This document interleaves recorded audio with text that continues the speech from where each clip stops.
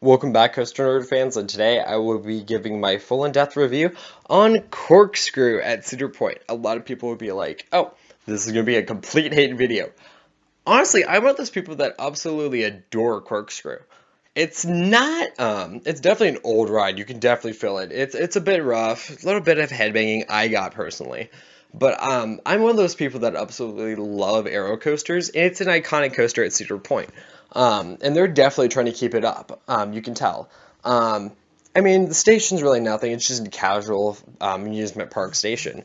But Corkscrew has the iconic double corkscrews over the pathway, and you can get some phenomenal pictures of those corkscrews with the train going through them because there's no nets or anything, so you get some really good pictures of those corkscrews going over the paths, and you get some really nice shots.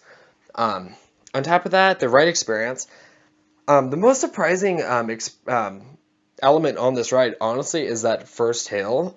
When you go down, it goes into this airtime hill, and you just fly out of that thing. And I'm like, this reminds me of Tennessee Tornado's last brake run, because you just fling yourself out of that airtime hill, and it's just amazing. And then you go into this vertical loop, which is an okay vertical loop.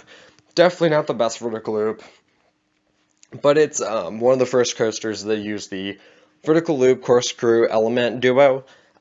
Anyway, and then you hit this brake run, which I can understand for the brake run, but it's kind of like we were going really fast, and now it's like, eh. Okay, so the second part is going to probably be really bad. Not at all the case. The second part of Corkscrew, honestly, is probably almost equal or better than the first part. Because you go into these corkscrews just so slowly, you get so much airtime, and it feels like it's just going to get stuck. Which is just fun, a fun feeling. In my opinion, I enjoy that, because I've ridden mini coasters with these slow zero G rolls or Heartline rolls. Example, Banshee and the Skyrocket 2s. Amazing hang time. So good. And then you just kind of glide into the brakes. Doesn't slam you into the brakes, just kind of glides into it. And I thought it was a pretty smooth experience. I mean, I love old aero coasters. I mean, I don't like its sister ride, Iron Dragon, right across from it. But 100%, if you like old attractions, old wood coasters and stuff, older types of roller coasters, Corkscrew is by far the top of the list of coasters, old coasters you should definitely ride, with Loch Ness Monster and a few others. Just something about that old aero feel to it, knowing it was one of the first coasters to go upside down, and it started the quote-unquote first roller coaster wars, and being able to ride that piece of history also kind of contributes to it. But also, this thing is beautiful.